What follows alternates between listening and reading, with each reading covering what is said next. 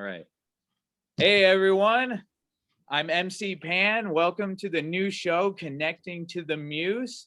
This is the first episode, and I'm here with my guest, the Cult Machine.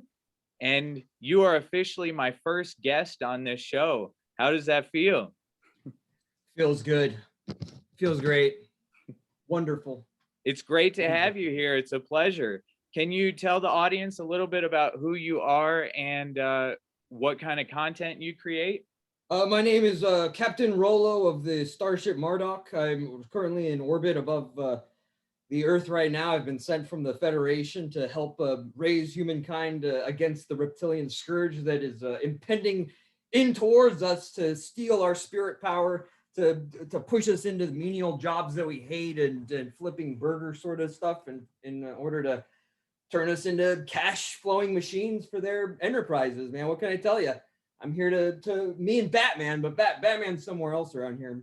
He's just he's an angelic entity from the psycho space, you know, but not like the Christ. He's not like a Buddha or anything. He's just a fucking figment of my imagination. That well, what's the difference between Batman and Buddha?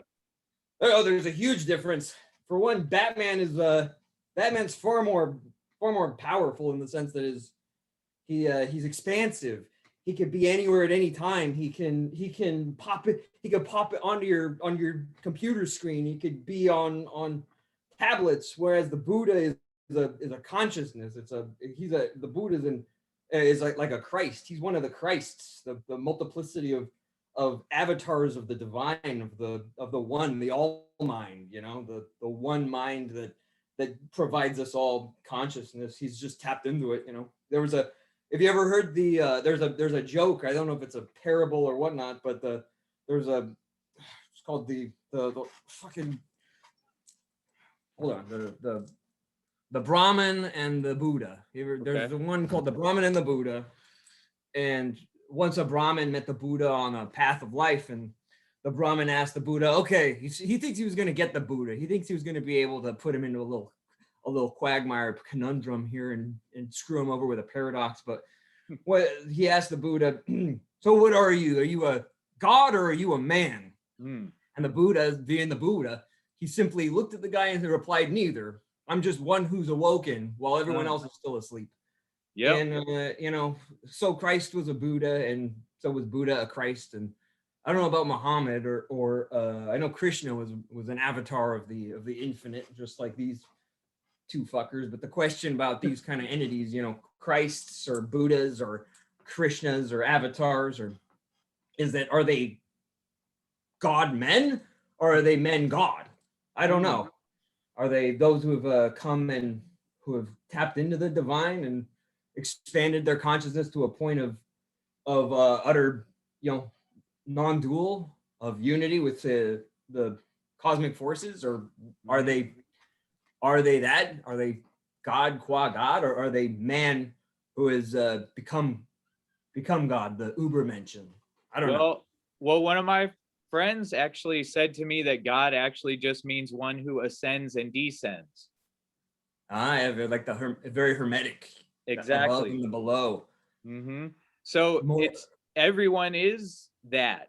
Just some people, like you were saying, are more awake than others. And what we're really saying is that we're awake and other people can be awake and more awake. Yeah.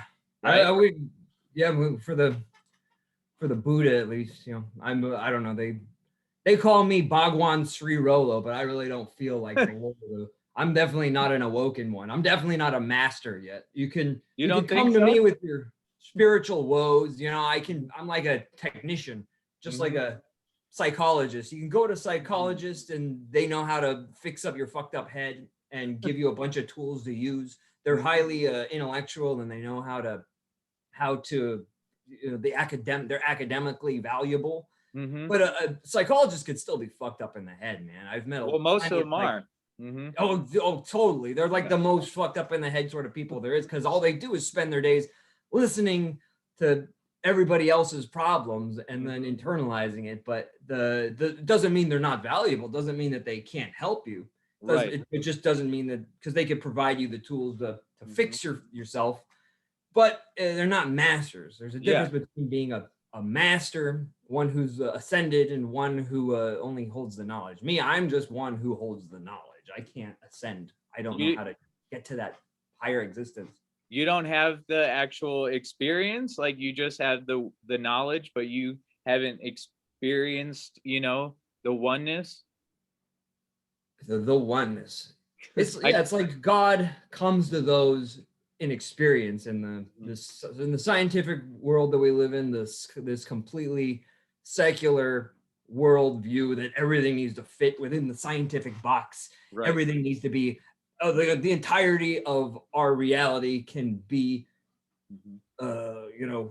translated into scientific. We have to prove it with evidence. We have to prove it with some sort of epistemological fact, some sort of factoid or quib that shows and proves that this is a valid hypothesis for reality. But science can't be the ultimate ruler of truth here. We have to have subjectivity is also we live as it assumes subjectivity, but it can't prove it, and it relies entirely because scientific positivism is just the correlation of all of these different subjectivities coming together and pointing at something and saying, oh, look, that thing, I agree, I concur. Is that thing there? Yes, that thing is here.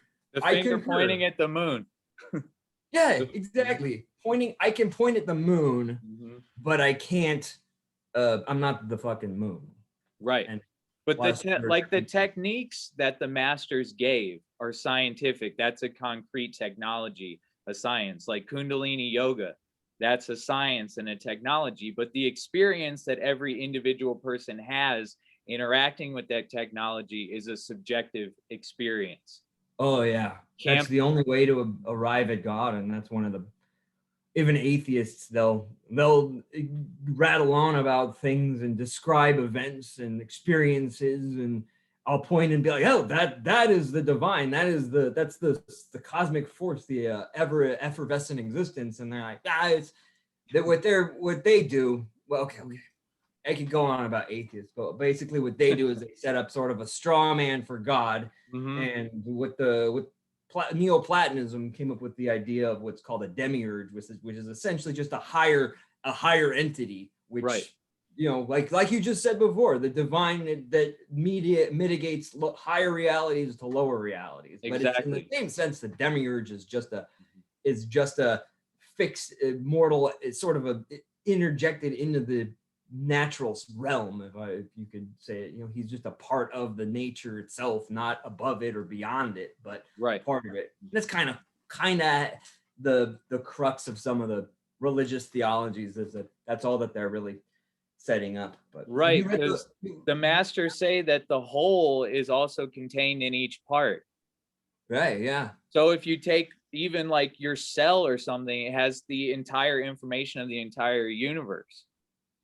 Yeah, it's like a monad. It's in contingent in its own being is its own multiplicity of possibilities, and that's the monadic sort of way that we can try to figure out how we can meld mind and body together. I don't know if it was Leibniz or if it was Spinoza who came up with the idea of the monad, but I think it was Leibniz. Yeah, that's a big Masonic thing too. They talk about the monad, especially in the Theosophical Society. That's like one of their, words that they use to describe a lot of things. Or what are some of your practices, dude?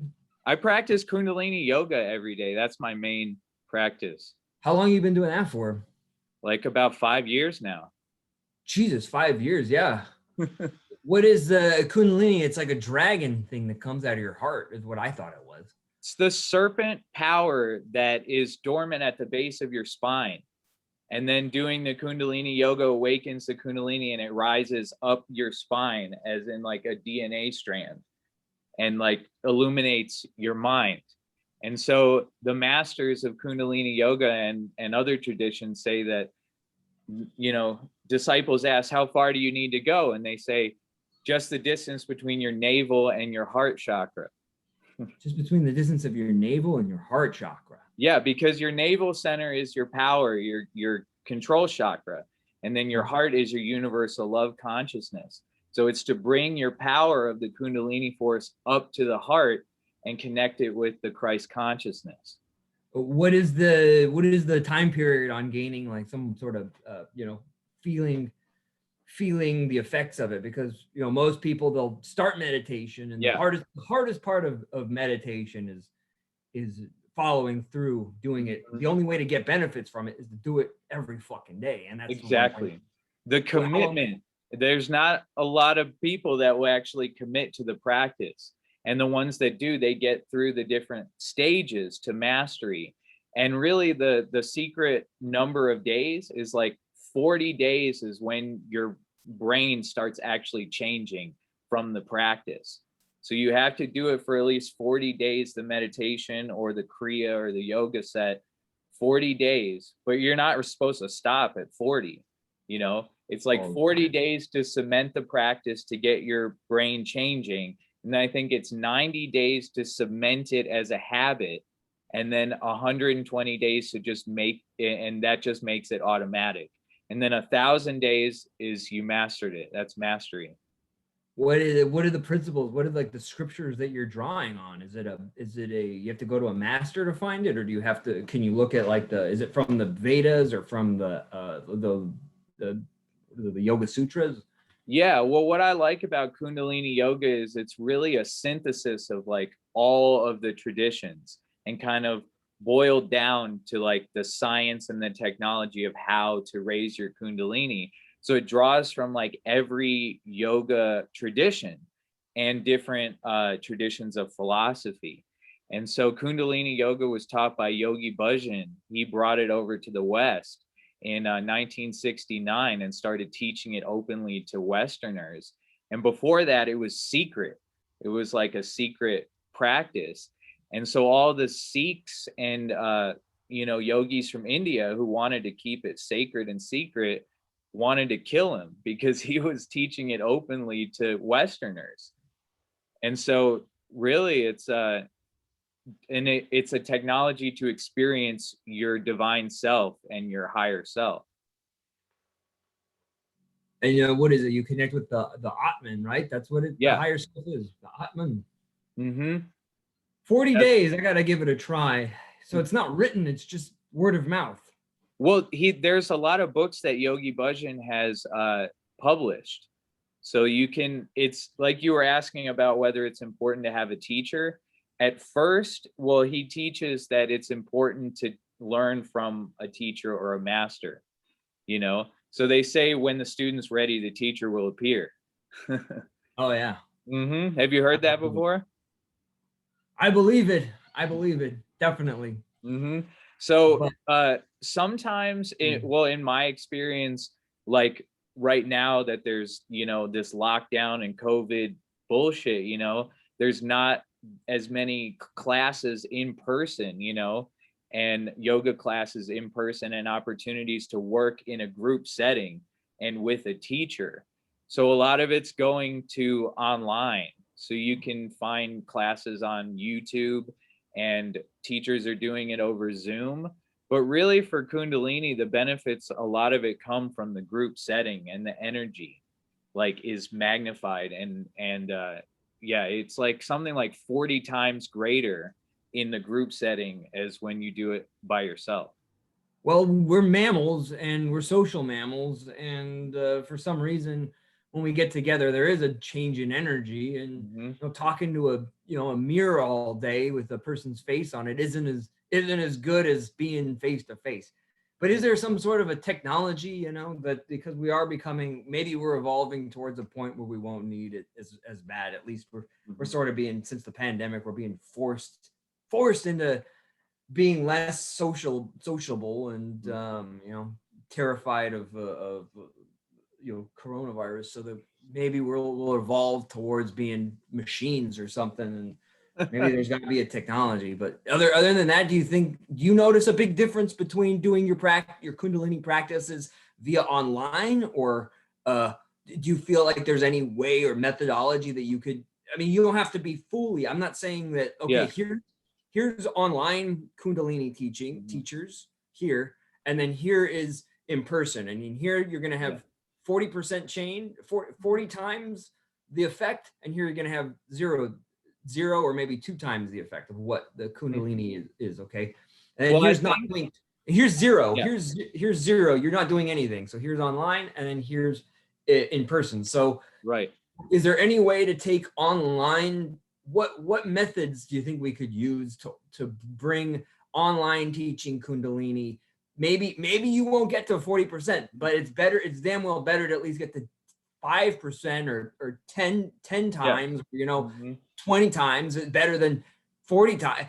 Shit, if we could get to 40 times, we could do it. What methods do you think we can induce? It's really important, I think, when you're beginning to have a teacher, to interface with, because that way they can tell you like what you're doing wrong and how to correct it. Okay. So if you start out just doing it from a video, that's okay, because you can see visually how it is, but you don't have someone watching you to make sure that you're doing the postures correctly, So, but once, like when you're more down the path and have already studied with a teacher for a long time, then I think it's less important to have a teacher, because you already know how to do it. Like since I've been practicing for about 5 years, I wake up at 3 a.m. in the morning to do my 2-hour sadhana by myself, and I still get the benefits of it because I've had the experience of being with a teacher and also know what the postures are like and what they're supposed to feel like.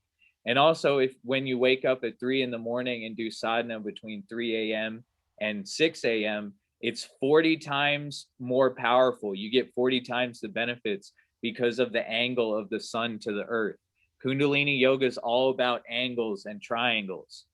So having like your meeting your scheduling the yoga out, and so this means we couldn't just make there's a lot of push to make video courses, but like what you're saying is that you couldn't just have a video course because it's not interfacing with a master, with a teacher. And you did get a little bit, dude. Yeah, I'm feeling a little bit of spiritual from you, man. I got that spirit power. You're full of it, dude. I like with your turban too. How'd you tie that thing? Thank you. You just pop it back on you. Yeah, you just wrap it around your head. And you wear because I have long hair, so you're supposed to tie it up in a rishi knot on the top, and that regulates the solar energy that goes through your 7th chakra.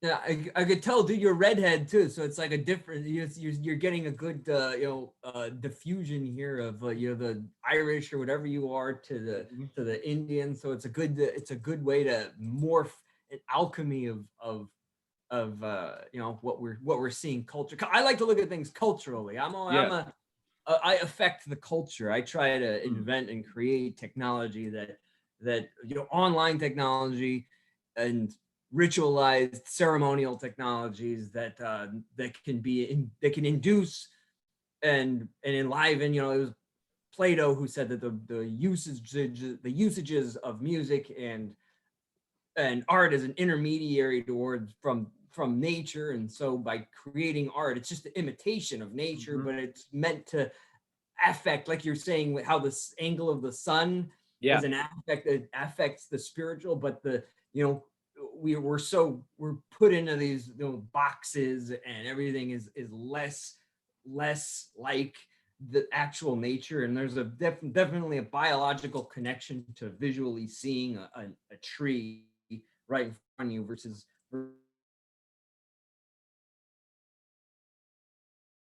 Yeah. You froze. Are you still there?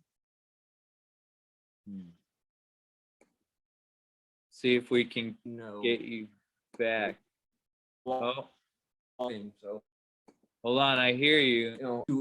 It's imitate nature, and that's what artists do. Is to imitate. Froze? Do you hear me? Yeah, I hear you. Your video is frozen for a second. It's telling me my internet connection is unstable. Can you hear me still? You're frozen. Oh, there, I see you now. Testing. We're on. Okay. Yeah. We're videoing again. Cool. All right, I see your video. We're back. Couldn't get rid of me. Yeah. So let's see. So talk a little bit about what your like themes are in your content that you create, and really what is the message that you're like trying to spread with it, I guess. The neo-Renaissance, the permanent Renaissance. The Renaissance was a period of time when heavily influenced by the Medicis, which were a well-to-do family, a well-to-do caste. Mm-hmm. And I'm basically backwards engineering culture and anti-anthropology. I'm not sitting here and writing an ethnography to try to interpret what the fuck people are doing, like the big Homo sapien primates that they are. Mm-hmm. Instead, I'm actively trying to inducing culture and helping people to participate in a relatively a technocratic system that's not really conducive to and that's what the your video's lagging again. Let's see if can you hear me from wherever those bastards come from. Mm-hmm.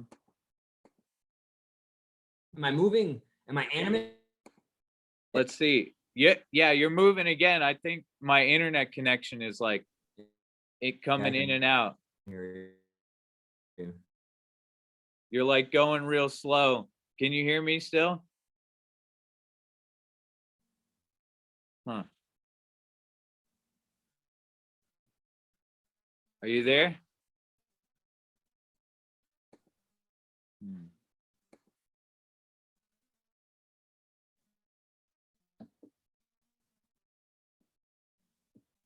See if we can get you back here.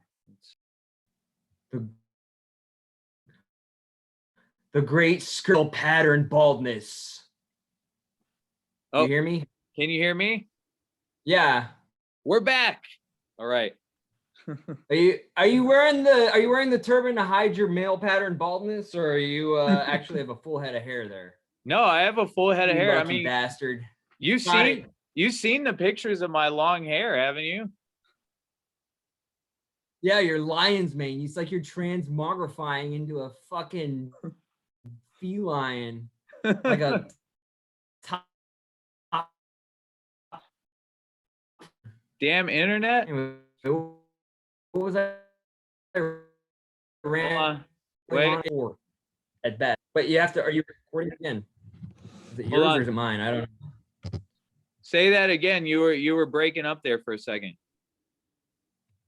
What's going on with this connectivity issues?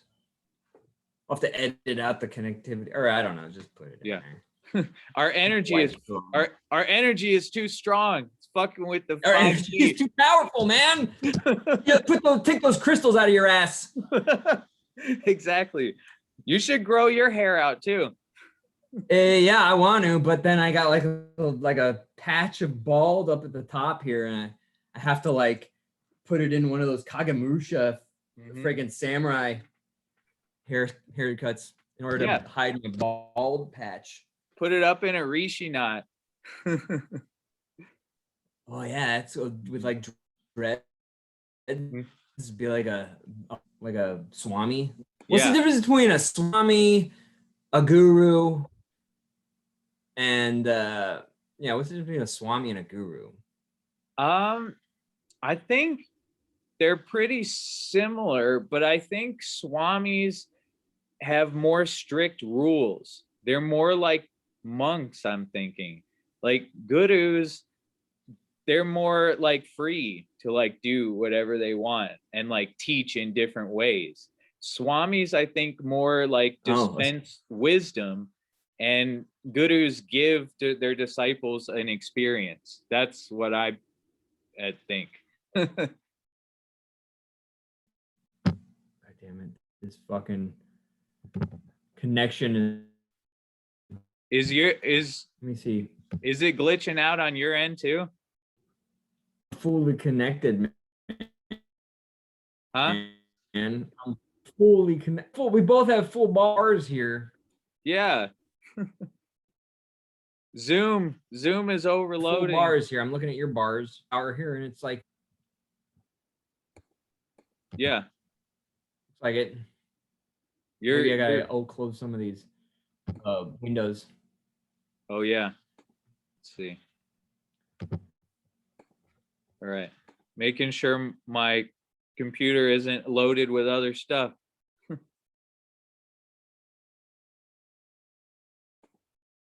Pouring open. Yeah, your Pornhub is overloading your connection. Pornhub is overloaded. It's like spiritual porn. I don't think we're gonna be able to get. Let's get this thing working right again. Yeah.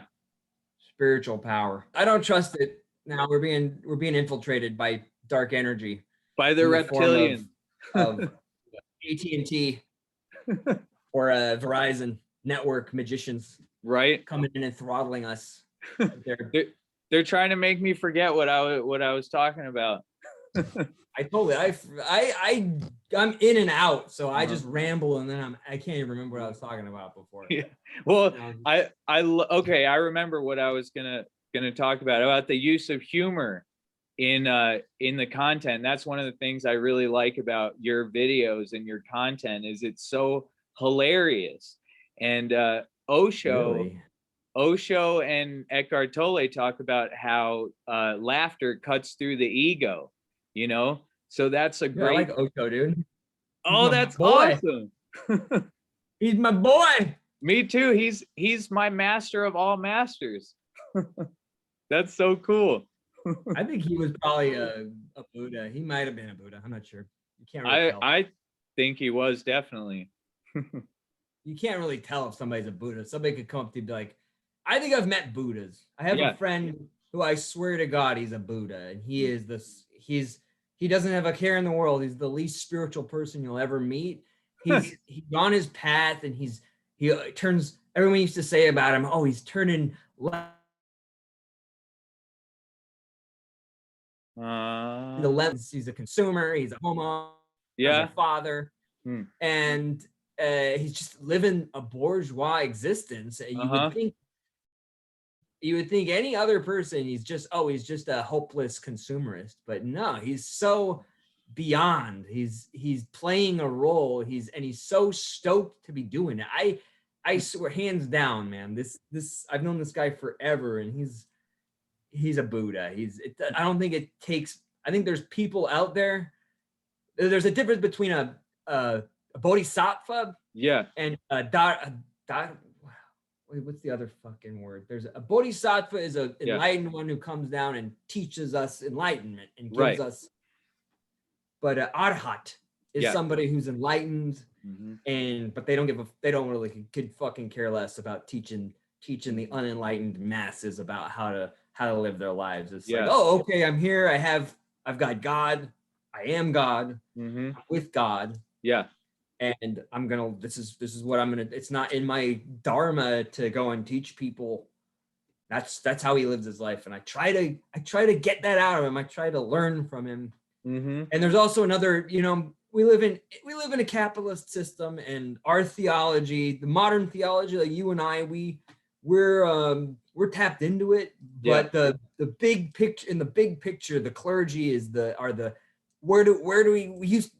In feudal society, when you had a grandstanding macro narrative to meta narrative to encapsulate the entirety of society and drive it forward on the grounds of a story, that because we create mythologies in order to spur us on and teach us how to live our lives. Well, they would spend years building massive cathedrals to their deity. What I go around and I see, what are the cathedrals nowadays? The banks are cathedrals, and I'm not using that pejoratively. Money is God now. Right. Even you and me, we're spiritual, and we are connected to ancient mysteries and mystical traditions, and that's what makes us mystics in the sense. But the religion, I'm talking about the capital R, that is the dominant clergy ruling society. It doesn't religion doesn't have to be tied to God. I don't know why because it's so abstract and mystical that it's easier to capitalize on God, whereas most religions can use that human ignorance to power their fuel cells of dominating and continuation of dominance that somehow got tied together. But when God died and secularism took over, where is our heaven? Where can we have our heaven now? Well, here and now is where heaven is to be. And so what came about was materialism, consumerism.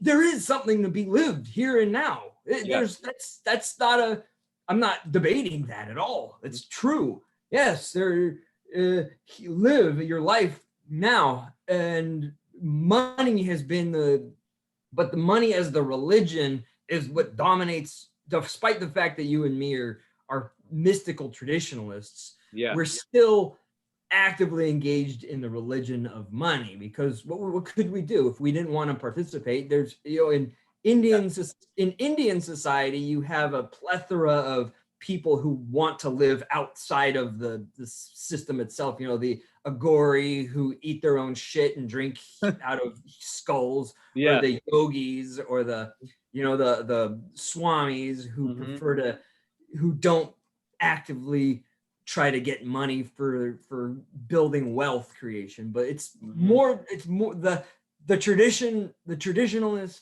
conservative sort of, if I say conservative, but the traditionalism, the culture that ties us all together in American society is grounded in capitalism. And we're getting where you have murti as fetish objects to perform darsham, and you come to the presence of God through these images of the statues of the divine, Ganesh, Shiva, as fetish objects. We fetishize commodities, Coca-Cola, Scooby-Doo, and Mac, Apple, iPod, what have you. These have become our these. Within fetish objects itself is this transcendent space of theology almost, but it's perpetuating. It has to self-perpetuate, and it creates this sort of the consumerist fetishization of commodities that makes it's how we feel spiritually connected to everything. It's how we're connected. Grounds us in the material world, but it's problematic. And that's one of the reasons why, as industrial societies, as a society becomes more and more, I'm losing you. As a society becomes more and more industrialized, as Emily Durkheim wrote in his book Suicide, was that he saw as industrial society progressed, if you went up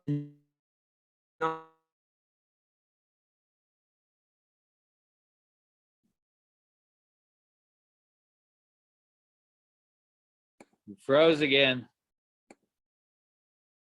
deteriorate. What? There you go. You're back. Odell.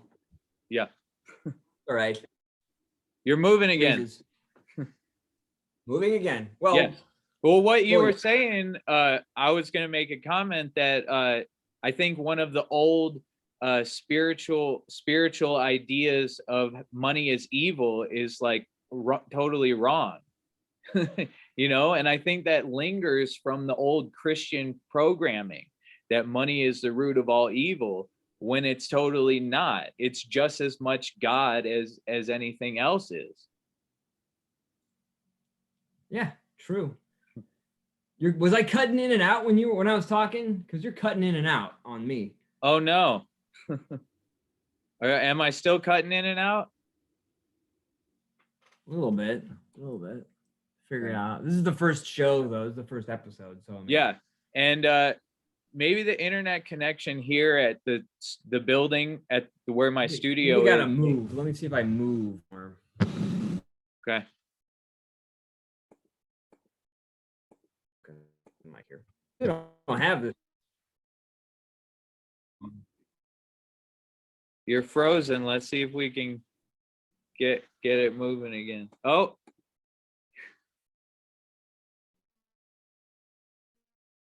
You still there?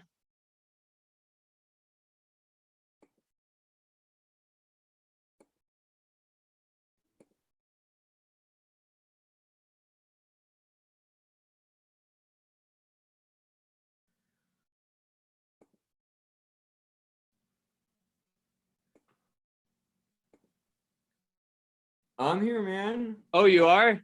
Oh, there we go. You came back in. Your picture I'm was here, like, what?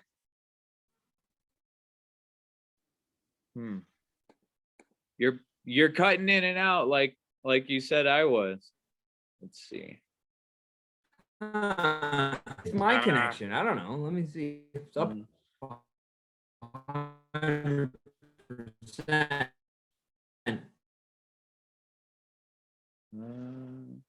Is up.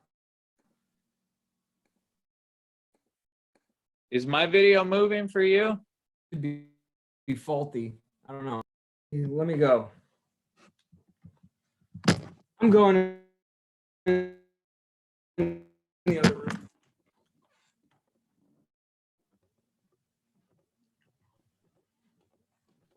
You still there? All right, let's try this. Okay. I'm gonna kneel and figure out the other start video. Okay. Okay. This is a Because this is a armoire on a spacecraft.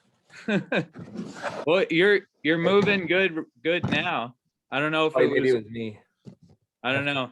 But let's see if we can keep it without lagging and stuff. And if it starts glitching again. It was me. Damn it. Oh, it was you? The whole time. They're battling against me, these forces of darkness. The energy is better here. It's the reptilians. Yeah, the reptilians, man. I gotta cleanse my space here. I gotta do a little bit of my cleansing. You got to get the sage going. We have wild sage here in San Diego. Oh wait, I'm not in San Diego. I'm in space. But where I'm from, the asshole of United States, directly, San Diego. San Wild Diego. sage. I'm in Reno. Nevada, huh? Yeah. It's not that far. Been there once. Yeah. Right. I like the desert. You got what do you got over there? Utah? No, not Utah. You can go right to the like an hour away. You can go into the woods. You can go. It snows like an hour away or so. Lake Tahoe and Truckee. Mm-hmm. Truckee. I like Truckee. There's bears, man. Mm-hmm. Bears everywhere. So we were talking about money is not evil. I don't know if let's see. But before that, I just was saying that it feels evil though, man. That's the problem. It feels evil. I don't know if that's so? It's because we've been brainwashed in Calvinist, traditionalist. Mm-hmm. I think though that it lacks because of its being heavily tied to postmodernism. Mm-hmm. There's not much instantiated substantially as a charter to spur to let people know how to use it. I think it's for the most part it's being used in a way that it is bad for you because it can have that egoic effect that you become the things you purchase. The ultimate master of money could buy a multi-million-dollar house and burn it down the next day, or that image of the Joker, burning billions of dollars because all he was interested in is the message. His interest doesn't lie in the wealth. It's he's an evil character, but the path to the wealth is that every multimillionaire should our in our Americanized, mentality, westernized mentality is go gain wealth, forget all but self, and become our goal oriented is fucking stupid. Goal is you should not be goal oriented. Goal is only a tool. It's like what Krishna says to Arjuna in the Bhagavad Gita, goal is not where you go, because you can you're gonna lose, you might lose, you might win. So what's more important is the action, is just acting and the path itself. And that's what I'm here to teach, is I want to help the masses of people figure out the theological implications of capitalism, and how to integrate an adequate mythology, a mythos, to incorporate, reestablish the meta narrative, just the big story that ties everybody together into a grand society. Instead, we have these micro narratives. Everybody's this community, the LGBTQ community, the MAGA, the black community, white community. It's important to have your culture and your to be able to identify and be as a unit. But inherently, there's often it's even the same in Germany. In Germany, there's no when I'm there, we don't have there's no the black community or the white community. It's I'm Frankish, right, or I'm Saxon, right, or I'm from it's location. The race thing seems to be more of a American culture conditioning. It seems like. Oh yeah, totally. And then when you're in India, are you Dravidian, or are you Hindi? Are you a Dalit? Are you a Brahmin? Right. So it's normal to have these different classes and identity, but the fact is that the spin is that race is a classification of your in the social hierarchy in structurally. But it's fucking not. It's still economically, or still Marx was right in that sense. We're tied. We have our, just like the Brahmanic code has got the Vaishyas and the Dalits and the Brahmins. Those are the only three I know. I can remember shit. But and then in feudal society you had you have kings, lords, knights, vassals, peasants, and then serfs. Same as in American society, but it's not whites, blacks, Asians. That's false. That's false. That's a way to misdirect the power of the working class from realizing their own inherent power as a unified group.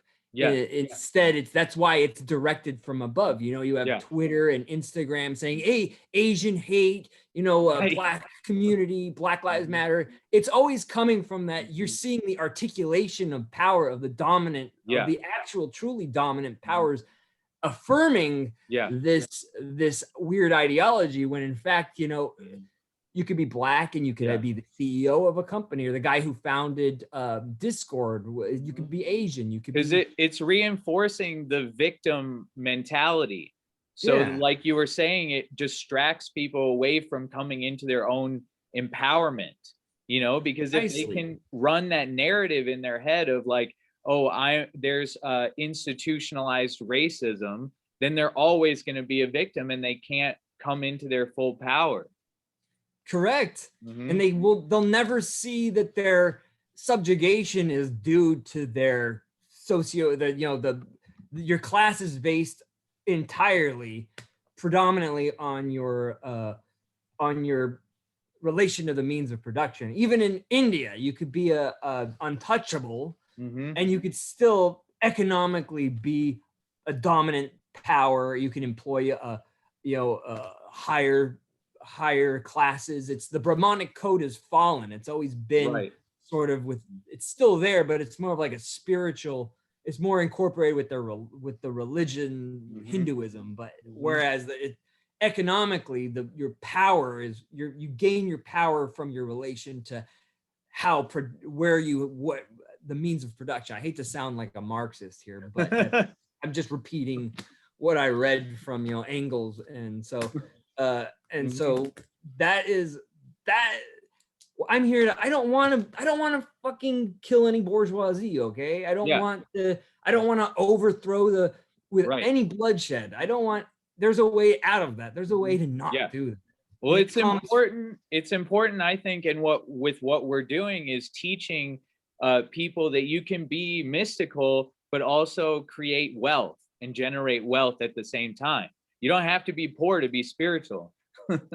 It's like you said, money is God, and just like this pen is God, and right? Everything is you're in it. That's the proof of God. When you want the proof of God, it's you're in it right now. You're experiencing it. Exactly. Playing with it. Licking it. Yeah. And that's why I thought it's so interesting. We were talking about atheists earlier, because Buddha didn't believe in God. Buddha said there was no God, but he's not traditionally an atheist, like the way we think of atheists nowadays. Buddha was not like an atheist, these days. So when mystics say there is no God, it doesn't mean the same thing that when atheists say it, So like Osho would say there is no God, but there is godliness. So it's like God is the end, what we're evolving to, not, some outside force that created us. Yeah. Like something did create us, but it probably wasn't. It's like a system. It's like a system. It's just it could be a higher, the Hindus or the ancient Aztec Nahua cultures or pantheism in general, it kind of gets it, even though it's stupid. They call these things God, Zeus, or Brahma, the creator god, or Shiva, the destroyer, or Vishnu, the sustainer. They have names for these things, but I just, as atheists, what do they call it? They call it the curvature of the earth is creating gravitational forces, or the law of it sounds stupid. Like I want to call it something. I don't want to call it gravitational power. I want to call it Odin. I want to call it it's thunder above. It's just stratospheres of negative and charged ions. Oh, that's Thor getting pissed off. That's fucking Thor, dude. That's not what you're ruining it for me. You're ruining it. I can't. I need a mythology. Exactly. And with the rise of atheism, I think that the story and the fairy tale and the myth has been kind of like pounded out a little bit, and people don't value it as much, and they can't think in metaphors as much anymore. So like when I'm teaching or speaking in like a metaphorical sense, people don't get it half the time, Look at Jesus. He spoke entirely in parables. Oh, what is faith? Faith is a mustard seed. Right. God, dude. Just freaking, I can't even figure you out, Jesus. The kingdom of God is within you. Oh, no. Where is it? It's within you. Where? God. Is it in the rib cage? It's in my ribs, man. Right. It's like the ending of Fifth Element when she's like, it's within me. Like, it's not just some abstract element. It was actually a thing inside of the alien lady. That's where it is. It's inside the alien lady, Jesus. Thank you. That's a great movie. It's so simple. It's like movies. That's what I'm here to do, man. I like the story. I want to hear the story. I want to know. The scientific jargon it's still a mythology. It's just a really poorly thought out, stupid mythology. It's not fun. It doesn't engage me emotionally. It's meant to demystifying, the demystification. We're mystics, and science is the opposite of mysticism. It's the demystification, the reductionism. It's Mhm. boring, man. We don't. The only scientist there's a scientist I like, Neil deGrasse Tyson. Okay. Mhm. He does the poetry of the universe. He's like all of the molecules in my body were once the crucibles of superstars that exploded their guts. He's like I'm like, this guy sounds like Rumi. Yeah. Like he's talking about God. Like that's okay, that's God. This guy understands God. All right. That's like the kind of music that I make, that I write in my lyrics, you know? I like your poems, man. It's poetry. It's like mystic. You can get you get a better idea of what God is through poetry than through science. It's like exactly. Aesthetics was always is heavily tied to theology, which is why cathedrals and religious places look so fucking beautiful. Exactly. That's what I love about poetry, is you can express the mystical in such a beautiful kind of like flowery language, you know, that you can't but you can't express it as much in straight prose, you know? No, it's hard. You have to draw. You're drawing on a power. You're drawing from another existence. It's like you're trying to prove your own subjective experience in a form that can be objectified. And that's what's very difficult as an artist. And then on top of that is that everything you create, there's no real outlet. There's no value. People don't value art. You know, they don't. It used to be. It has a very important function. It used to be the domain of the shaman, who was sort of when you go and what took over for the shaman is the artist, and the artists have not really been. That's what I'm want to get the magic community together, because the magic community, they understand how to use art in a way to ritualize it in order for it to be palpable for other people, and how to use it. And it needs to be in the workplace. It needs to be in government. We need to have better. The English have a really good sort of a good ritual system. They have a very and a symbolic code in there with their royalty, and they have it's funny when you watch them do the address of the queen. When the queen addresses the nation, there's this black ball character who comes around in like a little tight little fitting tuxedo and bangs on the door on the halls of Parliament, and they shut the door in his face. It's like Masonic. You look at it. That's awesome. Yeah, it's just a ritual. It's all it is. It's just a ceremony, and within that, it's explaining something. It's creating and enforcing what it is. It's enforcing, that Parliament is different from the executive branch, and that they're claiming their independence from the executive branch. But it's all done as a ritual, as a faked out, act. It's just a big act. But it's still sort of belligerent, and we're based on our systems as higher primates. If you have is cohesive. It's cohesive to our engaging in society like that. Through that, we don't.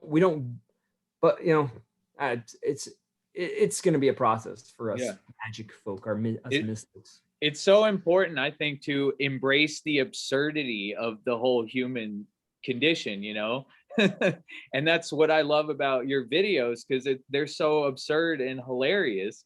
And I think, a lot of people fall into the trap of being so serious about spirituality and enlightenment.